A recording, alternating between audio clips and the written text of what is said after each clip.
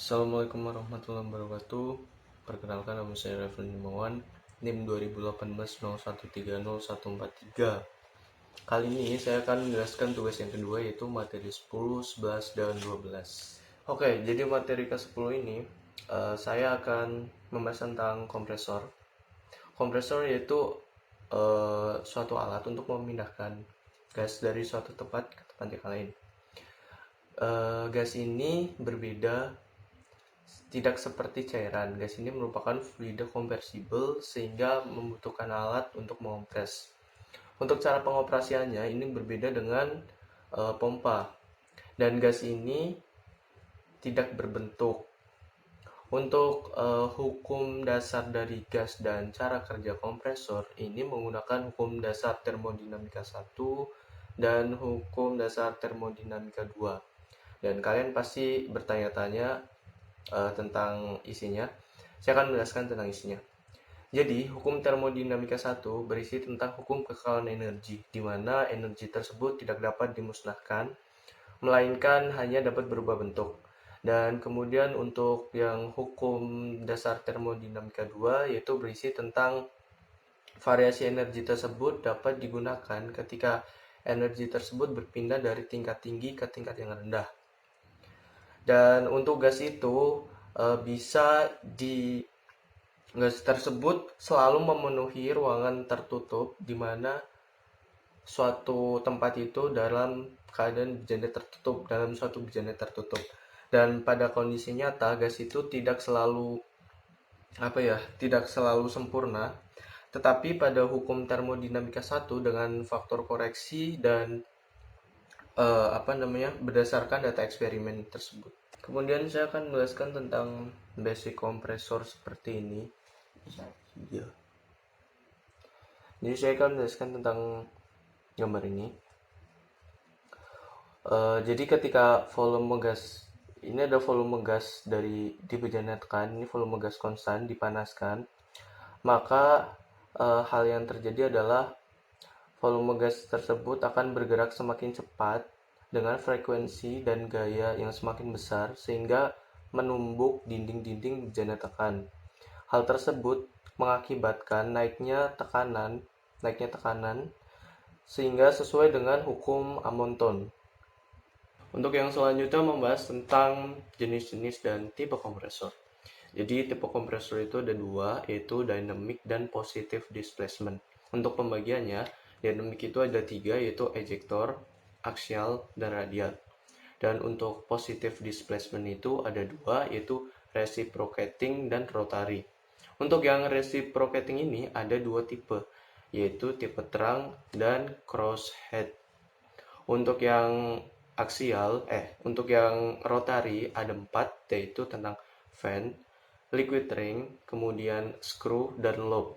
Untuk materi selanjutnya saya akan membahas tentang dynamic kompresor, yaitu ejector.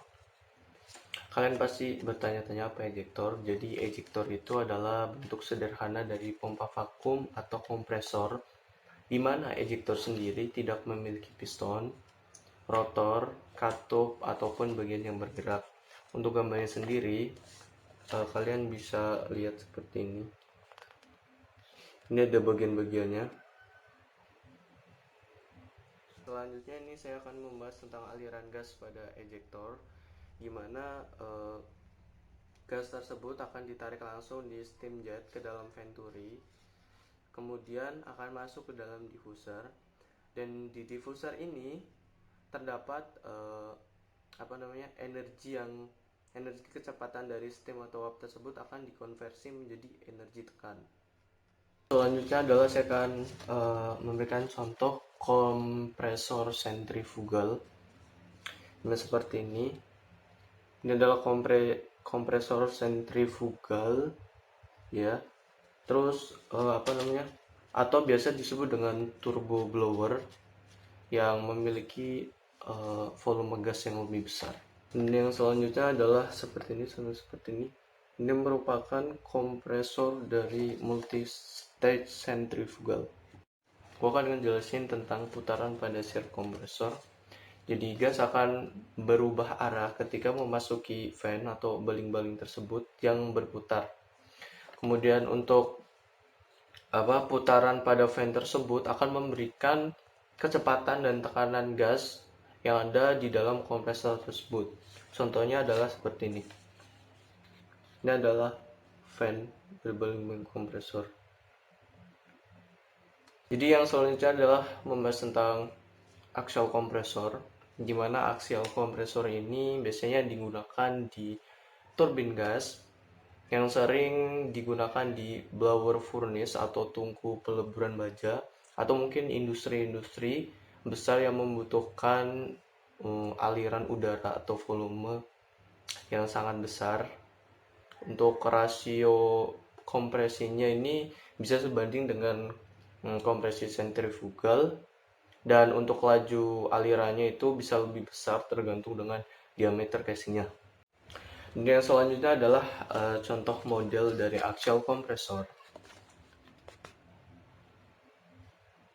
Kemudian yang ini adalah tampak dari dalamnya. Oke, gue akan ngejelasin tentang putaran pada shaft kompresor. Jadi gas akan berubah arah ketika memasuki fan atau baling-baling tersebut yang berputar. Kemudian untuk putaran pada fan tersebut akan memberikan kecepatan dan tekanan gas yang ada di dalam kompresor tersebut. Contohnya adalah seperti ini. Ini adalah fan berbaling kompresor. Dan kemudian saya akan memberikan gambaran tentang sliding fan seperti ini contohnya. Kemudian ini adalah bagian-bagian dari sliding fan. Kemudian ini merupakan tampak dalam dari sliding fan. Ini juga cuy. Dan yang selanjutnya adalah reciprocating dan rotary compressor, dimana untuk gambar yang selanjutnya adalah tentang liquid piston, dimana gambar tersebut bekerja dengan cara single stage atau satu kali tahapan dengan menghasilkan perbedaan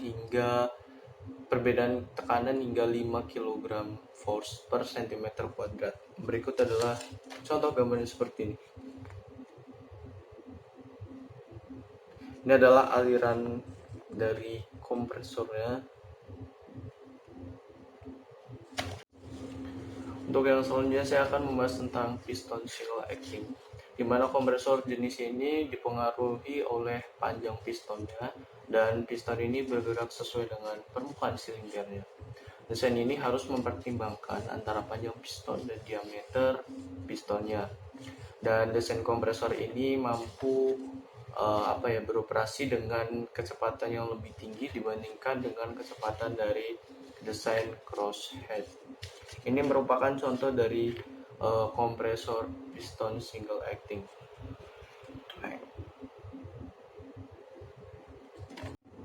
Dan yang terakhir adalah tentang crosshead desain kompresor, di mana kompresor ini digunakan dan didesain untuk pekerjaan yang sangat berat dan secara berkontinu atau terus-menerus. Desain dari kompresor ini mampu bergerak dengan ganda atau double acting dan mempunyai pendingin air. Untuk kompresor ini berputar dengan kecepatan yang relatif rendah, namun dianggap lebih efisien. Dan ini merupakan contoh crosshead desain kompresornya seperti ini, dan ada bagian-bagiannya.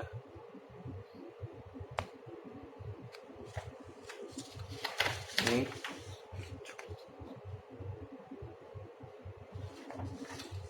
dan ini yang terakhir adalah upward stroke dan downward stroke.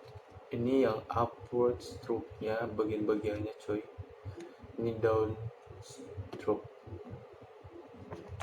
Oke, sekian penjelasan yang singkat ini. Maaf apabila terdapat banyak kesalahan dan kekurangan kata.